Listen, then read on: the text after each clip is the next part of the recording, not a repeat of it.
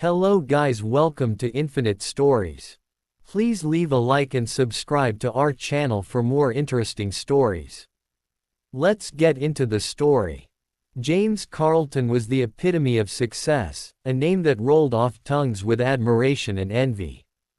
Born into a modest family in the bustling heart of New York, James had clawed his way to the pinnacle of wealth with sheer determination.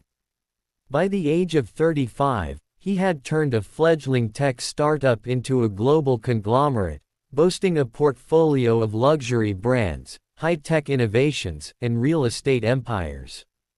His name adorned the covers of magazines, and his every move was scrutinized by the media.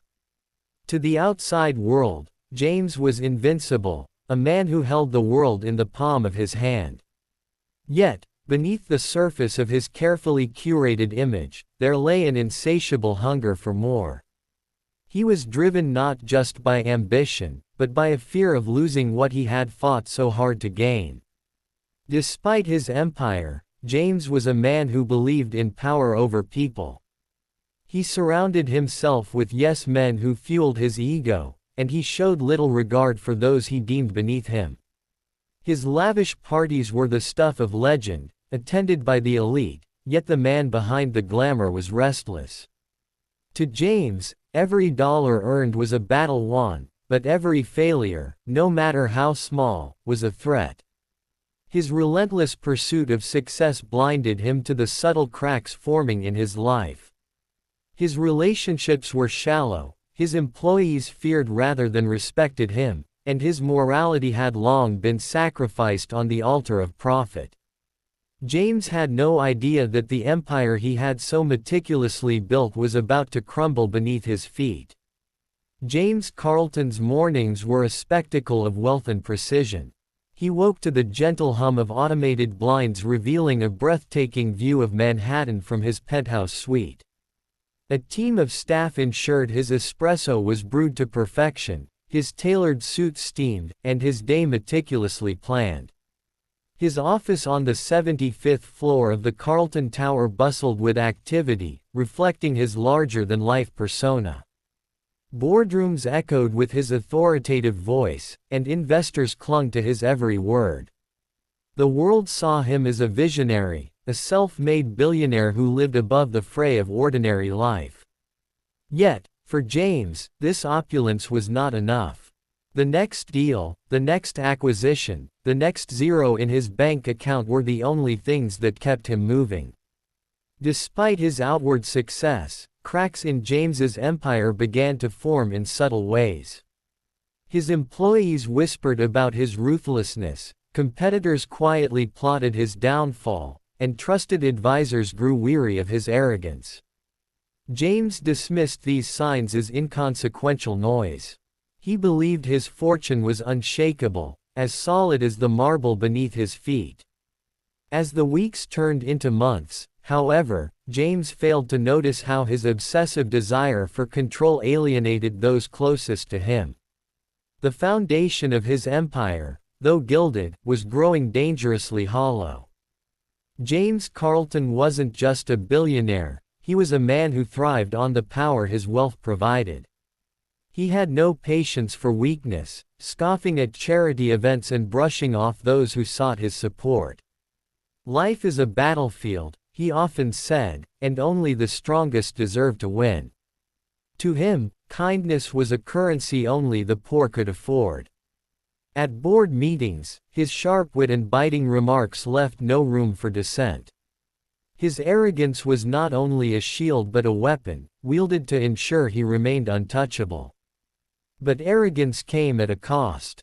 His wife, Natalie, once enamored by his drive, grew weary of his indifference. Their marriage was reduced to fleeting interactions and photo ops for the media. Even his closest friends, those who had once celebrated his triumphs, began to drift away. James couldn't see that his towering ego isolated him from the very people who had supported his rise. To him, vulnerability was weakness, and weakness was defeat. Yet, life has a way of humbling even the proudest of men, and James was no exception. The seeds of his downfall had been planted, though he remained blissfully unaware. The first warning sign came in the form of a minor financial dip, a failed investment in a tech startup that promised more than it could deliver. For James, the loss was an irritation, nothing more. "We'll recoup it," he told his CFO dismissively, pouring himself a glass of whiskey. He brushed aside the reports of declining profits from smaller ventures, convinced that his flagship companies would keep him afloat. James was used to risk, and as far as he was concerned, he was invincible. But the dominoes began to fall faster than he anticipated. Lawsuits from disgruntled investors started trickling in, and competitors began exploiting the vulnerabilities in his business model. His advisors urged caution, but James, blinded by his hubris, pushed forward with aggressive expansions. When a long-standing partner pulled out of a major deal, citing a lack of trust in his leadership, James laughed it off.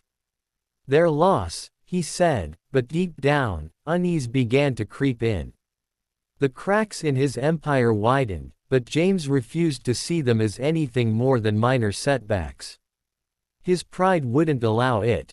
James trusted very few people, and at the top of that short list was Victor Brandt, his longtime business partner. Victor had been with James since the early days of his empire, a shrewd operator who knew how to navigate the murky waters of corporate dealings. But loyalty in business is often a fragile thing. Victor, tired of playing second fiddle to James's overbearing ego, orchestrated a secret coup.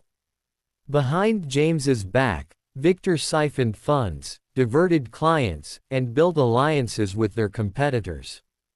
The betrayal came to light in a boardroom ambush. Victor, flanked by other executives, presented evidence of James's reckless decisions and questionable financial dealings. The board voted unanimously to remove James as CEO of his own company. The room spun as James, once the master of every deal, was reduced to a powerless spectator.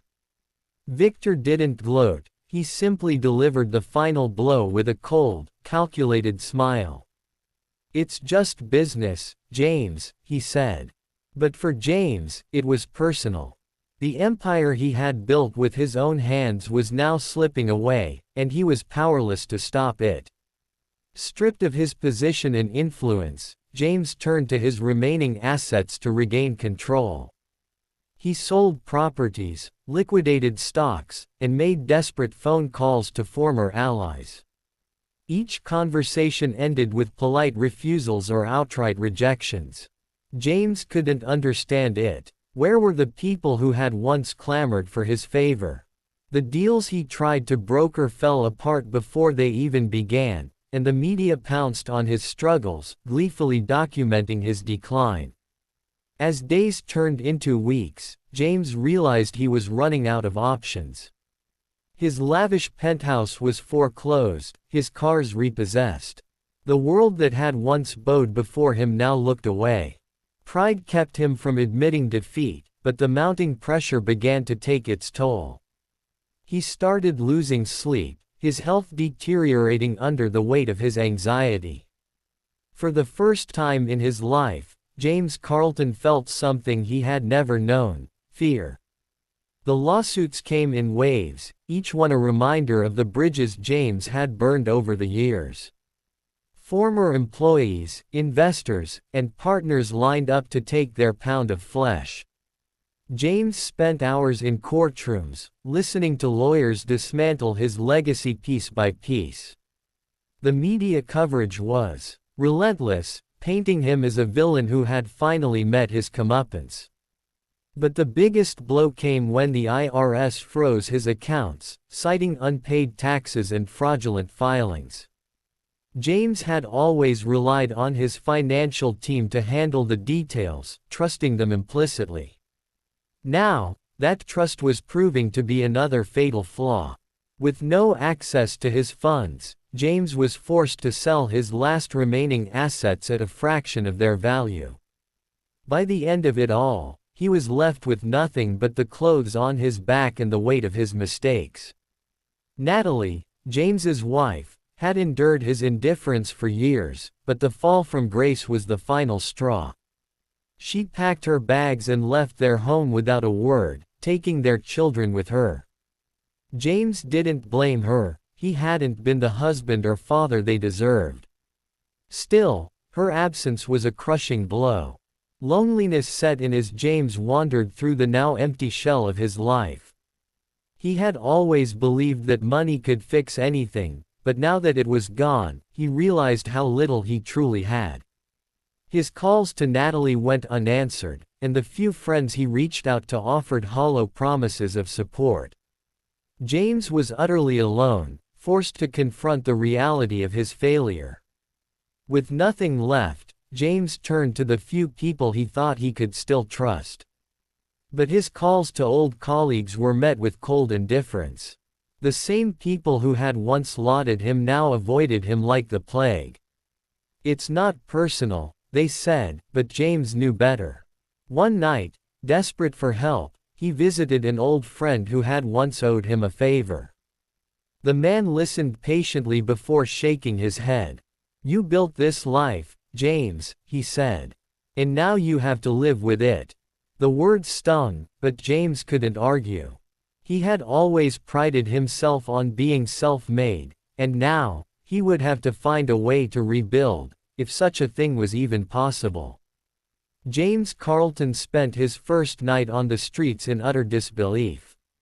The cold pavement of a park bench was a far cry from the silk sheets of his penthouse. He clutched his coat tightly, shivering against the biting wind. Passers-by barely spared him a glance, and those who did looked at him with pity or disdain. Hunger gnawed at his stomach as he wandered the streets, searching for food. He found himself standing in line at a soup kitchen, the scent of stale bread and watered-down soup filling the air. For the first time, James understood what it meant to be invisible. The man who had once ruled the boardroom was now just another face in the crowd, desperate for a meal and a place to rest. James Carlton's days became a haze of wandering through the crowded streets of Manhattan, searching for scraps of food and shelter. The same city that once celebrated his success now turned a blind eye to his despair.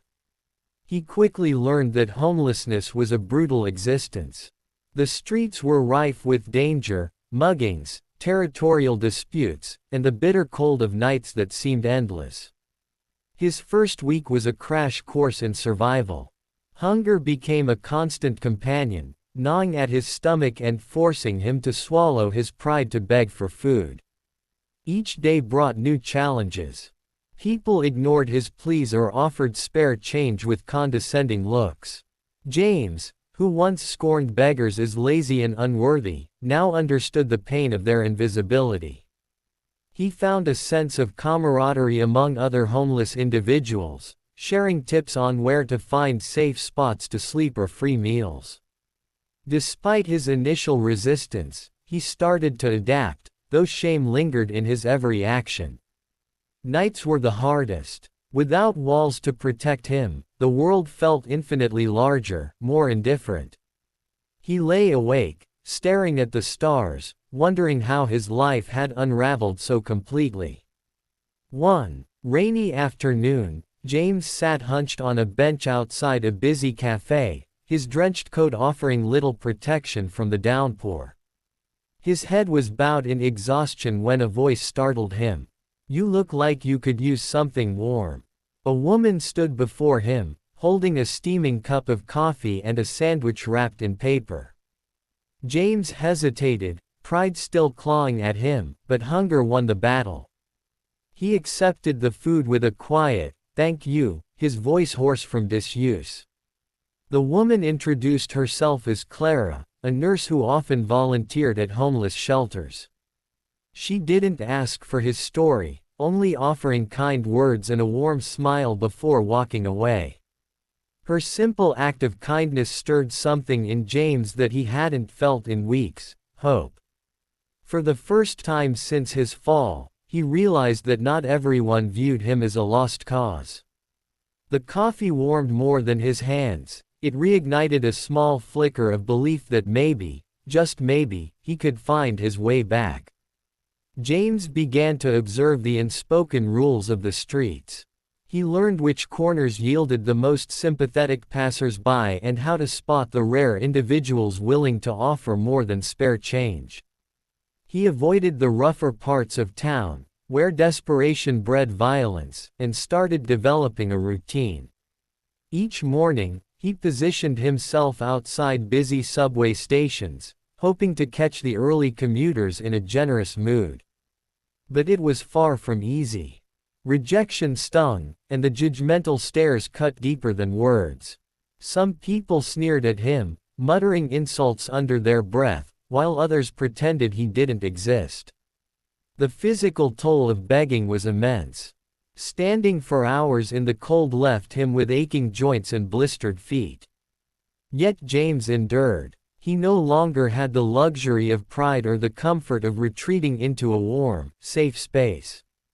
Every day was a battle for survival, but with each coin dropped into his outstretched hand, he felt a flicker of gratitude, a feeling that had long eluded him in his days of excess. Hunger became James's greatest teacher, stripping away the remnants of his former arrogance. Each time he felt the pangs in his stomach, he was reminded of the importance of things he had once taken for granted: a hot meal, a warm bed, human connection. At first, he avoided the soup kitchens, unwilling to accept charity in such a public way. But desperation eventually drove him through their doors, where he found solace among others who shared his plight. Inside, James listened to the stories of those around him. Many were victims of circumstances beyond their control: lost jobs, medical bills, broken families. Their resilience humbled him. He began to understand the fragility of the human condition, how quickly life could unravel.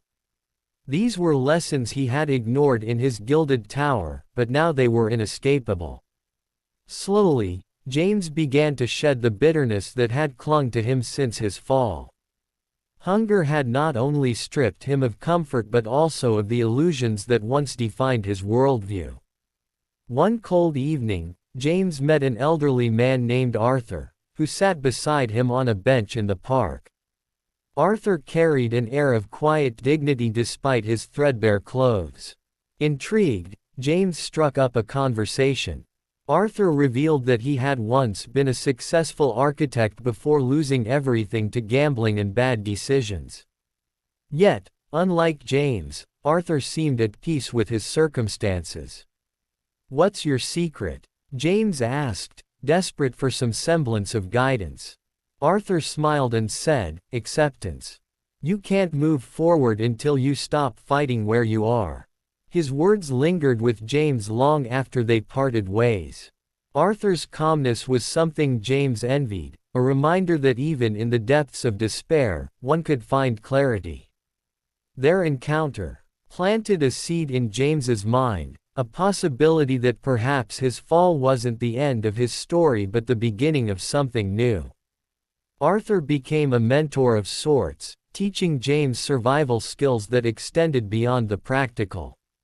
He showed James how to navigate the streets safely, where to find resources, and how to read people. More importantly, Arthur imparted wisdom earned through years of hardship.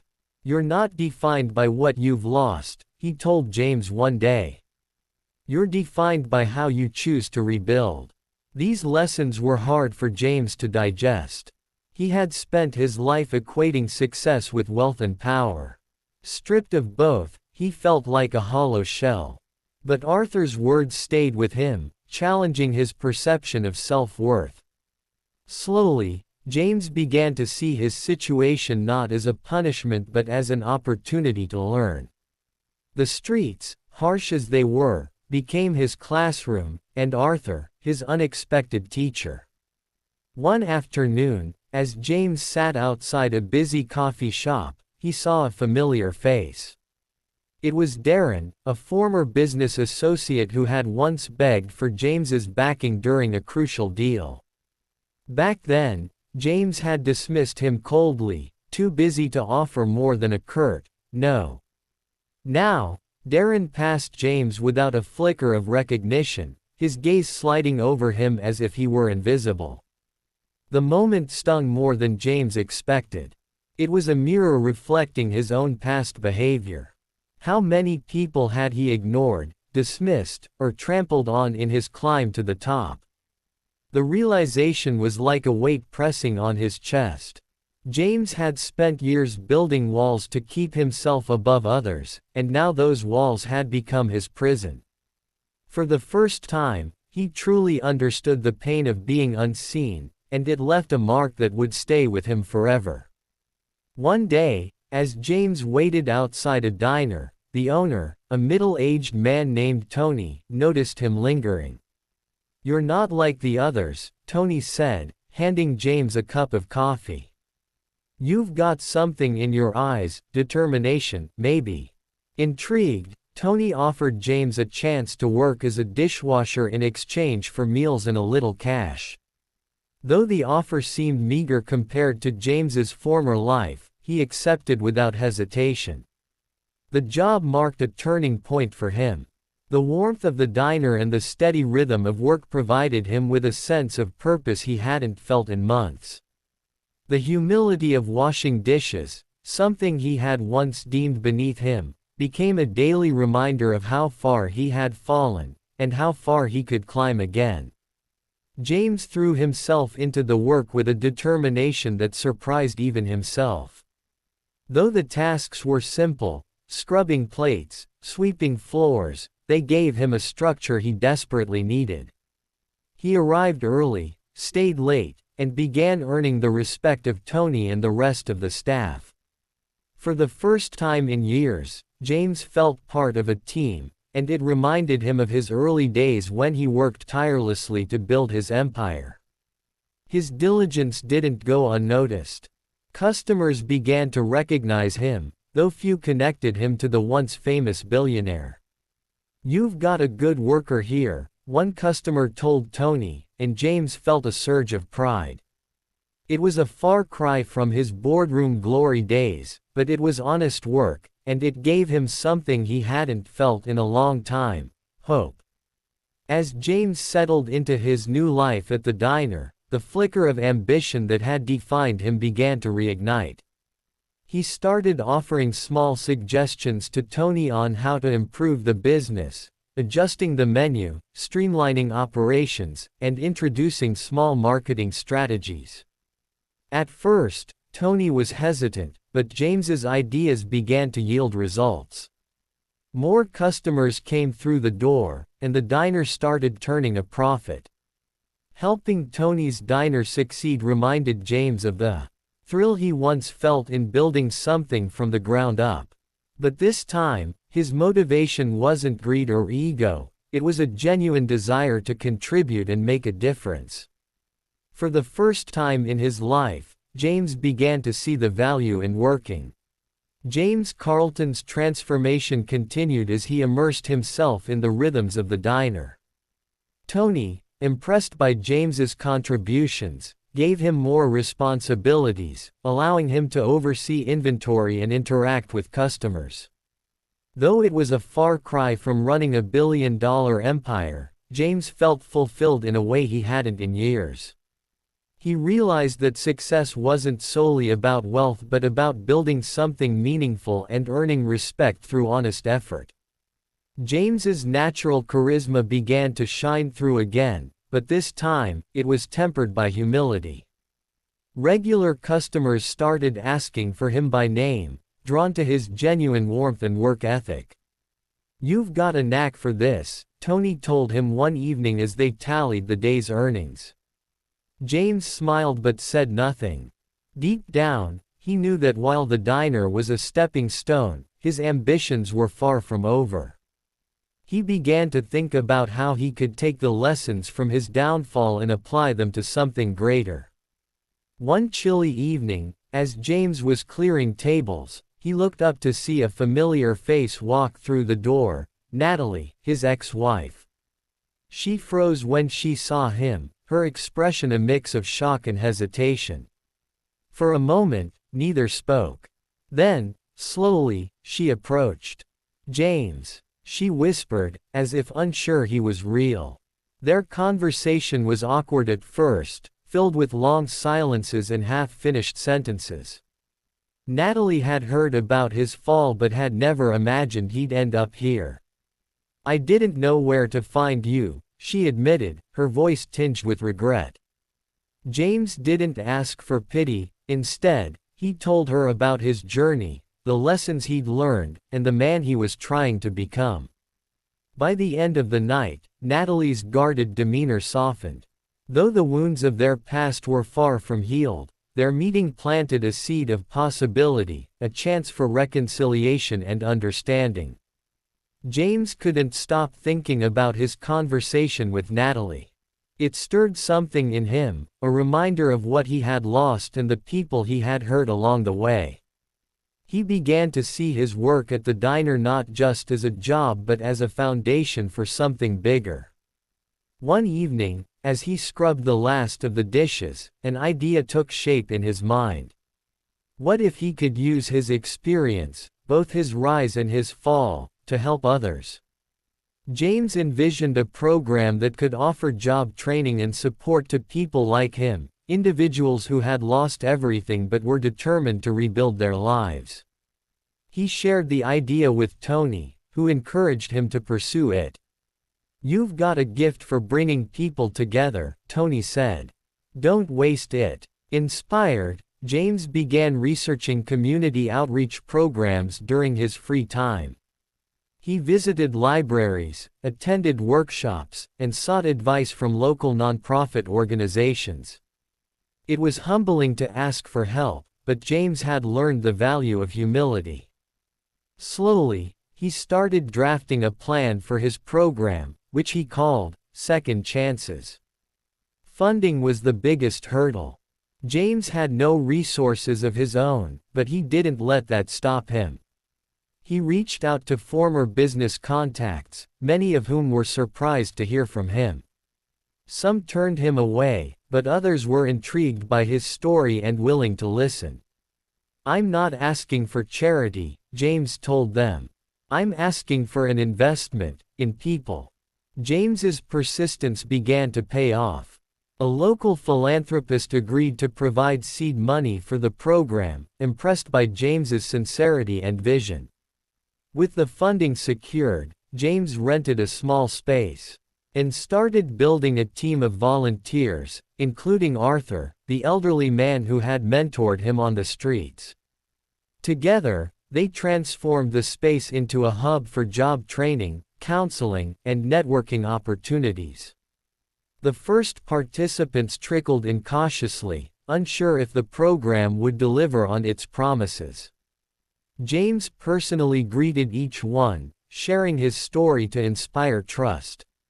He wasn't just a distant benefactor, he was living proof that it was possible to rebuild from nothing. Word spread quickly, and soon, Second Chances was buzzing with activity, a beacon of hope for those who had been overlooked by society. As James poured his energy into Second Chances, he found himself reconnecting with Natalie. She started visiting the program, curious about the man James had become. Their conversations grew deeper, touching on the mistakes of the past and the hopes for the future. "You're different," Natalie said one day. "I don't know if I'll ever forget what happened, but I see you trying to make things right." James didn't push for forgiveness, knowing it had to come on her terms. Instead, he focused on being present for her and their children, who had started visiting as well. Though their relationship was far from mended, it was a start. For James, this rebuilding of personal connections was as important as his professional endeavors. Success didn't come without obstacles. As Second Chances grew, so did the challenges. Some participants dropped out, unable to overcome their personal struggles. Others questioned James's motives, doubting whether someone with his past could truly understand their plight. James faced criticism from skeptics who saw his program as a publicity stunt. The setbacks weighed heavily on James, but he refused to give up. He leaned on his team for support, drawing strength from their shared commitment to the mission. "We're not here to fix everyone," Arthur reminded him. "We're here to offer a hand to those who want it." James took those words to heart, focusing on the successes rather than the failures. One evening, James received an unexpected letter from Victor Brandt, the man who had orchestrated his downfall. Victor expressed regret, acknowledging the role he had played in James's ruin. "I did what I thought was best for the company," Victor wrote, "but I underestimated the cost to you, and to myself." The letter stirred conflicting emotions in James. Part of him wanted to lash out, but another part recognized the value of forgiveness. He decided to respond, not with bitterness, but with gratitude for the lessons the betrayal had taught him. For James, this act of forgiveness was another step toward reclaiming his humanity. As second chances gained traction, it began attracting attention from local media. Journalists highlighted James's transformation, portraying him as a man who had risen from the ashes of his former life. The program received additional funding from donors inspired by his story, allowing James to expand its reach. For the first time in years, James felt a sense of pride, not in his wealth or status, but in the lives he was helping to rebuild. He was no longer the arrogant billionaire who saw people as tools, he was a man driven by purpose. The recognition was humbling, but James knew the real reward lay in the smiles of those who had found hope through his efforts.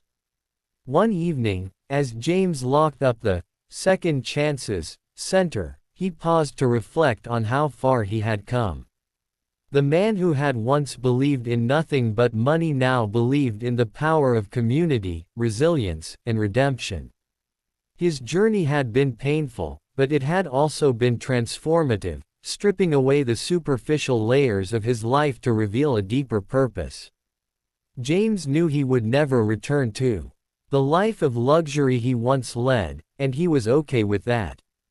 He had found something far more valuable, a sense of fulfillment and the ability to make a real difference. As he walked home under the city lights, he smiled, knowing that his story was no longer about failure or success but about the enduring strength of the human spirit.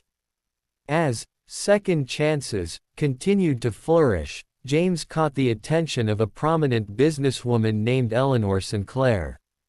Known for her philanthropic ventures and her own rags to riches story, Eleanor visited the center to see the program firsthand. She was impressed not only by the initiative's results but also by James's authenticity and dedication.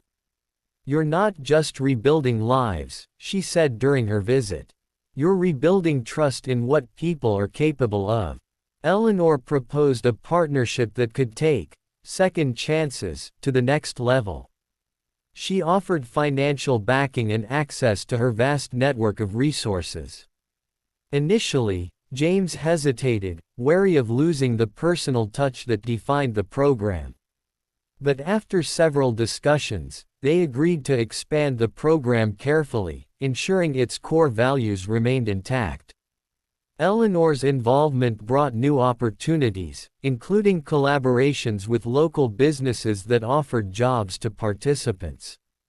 Together, they began laying the groundwork for a national initiative, envisioning second chances as a model that could be replicated across the country. With growth came scrutiny. Some critics accused James of using second chances to regain his lost fame, claiming his motivations weren't entirely selfless. A scathing article in a major publication questioned whether James could truly represent redemption after his previous lifestyle. The negative press triggered doubt in some of the program's supporters, putting its future at risk. James faced the criticism head-on, organizing a town hall meeting where he invited participants to share their stories. Dozens stepped forward, speaking about how the program had transformed their lives. Arthur, who had been with James since the beginning, delivered a powerful testimony. "This program isn't about James's past, it's about our future," he said, earning applause from the crowd. The event silenced many of the skeptics and strengthened James's resolve to remain transparent and grounded. Meanwhile, James's relationship with his family showed signs of healing. Natalie, moved by his dedication, began attending the center regularly, helping organize events and counseling participants. Their children, initially wary of reconnecting, slowly warmed to James, seeing him not as the man he had been but as the father he was becoming. One afternoon, James and his son, Alex, worked together to refurbish an old office space for the program. As they painted the walls, Alex hesitated before asking, "Do you think you'll ever go back to being rich?"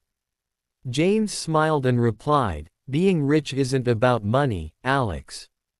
It's about having people you love and a purpose to wake up to every day." For the first time, James felt he was earning the respect of his family, not as a provider, but as a man they could be proud of. Despite the program's success, James found himself battling inner doubts.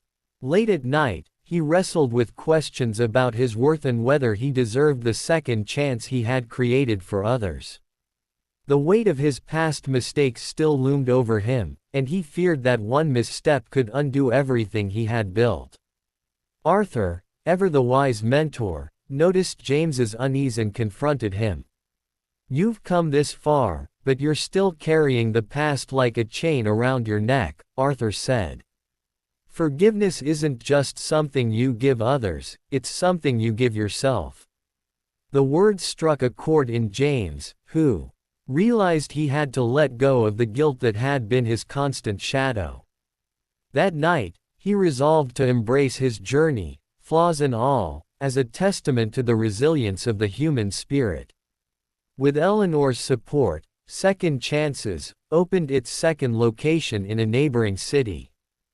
James traveled there to oversee the launch, ensuring it carried the same sense of community and purpose as the original. The new location attracted a diverse group of participants, each with unique challenges and stories of resilience. James worked closely with the local team, sharing the lessons he had learned from his own journey. He spent hours talking to participants, reminding them that their setbacks didn't define them. As he walked through the bustling center one afternoon, he felt a deep sense of fulfillment. The program was no longer just his redemption, it was a movement, proof that even the darkest chapters could lead to new beginnings. James's past resurfaced in an unexpected way when Victor Brandt, the man who had betrayed him, requested a meeting. Victor admitted that his own company was now struggling, and he sought James's advice on how to navigate his crisis. "You're the last person I thought I'd come to," Victor confessed, "but I've seen what you've done here, and I could use your insight." James could have turned Victor away, but he chose a different path. Instead of harboring resentment, he shared the principles that had guided his transformation: humility, transparency, and a commitment to people over profit. Victor left the meeting with a new perspective, and James felt a surprising sense of closure. For him, the encounter wasn't about vindication, it was about proving to himself that he had truly changed. The rapid expansion of Second Chances brought new challenges. Managing multiple locations required more resources, and James found himself stretched thin. There were disagreements among the leadership team, and some participants felt the program was losing its personal touch. James called a meeting to address these concerns, emphasizing the importance of staying true to their mission. "We're not just running a program, we're building a community," he reminded everyone. He implemented changes to improve communication and ensure that every participant felt valued. Though the road ahead remained difficult, James was determined to protect the heart of what they had built. As Second Chances gained national recognition, James was invited to speak at a major conference on social entrepreneurship. Standing on stage before an audience of thousands, he shared his story, not as a cautionary tale but as an example of the power of resilience and redemption. "Losing everything was the best thing that ever happened to me," James said. "It stripped away the illusions of success and forced me to confront who I really was. Now, I understand that true success isn't about what you have, it's about what you give." His speech received a standing ovation, and James left the stage feeling a profound sense of purpose. James began training others to take over leadership roles within Second Chances, knowing the program needed to thrive beyond his involvement. He worked tirelessly to document the lessons he had learned, creating a blueprint for future leaders to follow. As he stepped back from day-to-day operations, James felt a mix of pride and nostalgia. The program had grown into something far greater than he had ever imagined. It was no longer just his story, it was the story of countless individuals who had found hope and rebuilt their lives. For James, this legacy was more valuable than any fortune he had ever amassed. On the anniversary of Second Chances founding, James stood outside the original center, now bustling with activity. Natalie and his children were by his side, their bond stronger than ever. Arthur, now frail but still sharp, sat beside him, offering a knowing smile. "You've done good, kid," Arthur said. James reflected on the journey that had brought him here, the rise, the fall, and the climb back up. He had lost everything, but in the process, he had found something far more meaningful: a purpose, a family, and a renewed sense of self. As he watched a new group of participants walk through the center's doors, James felt a profound sense of peace. His story was no longer about what he had lost but about everything he had gained. That's the end of the story. What did you learn from this amazing story?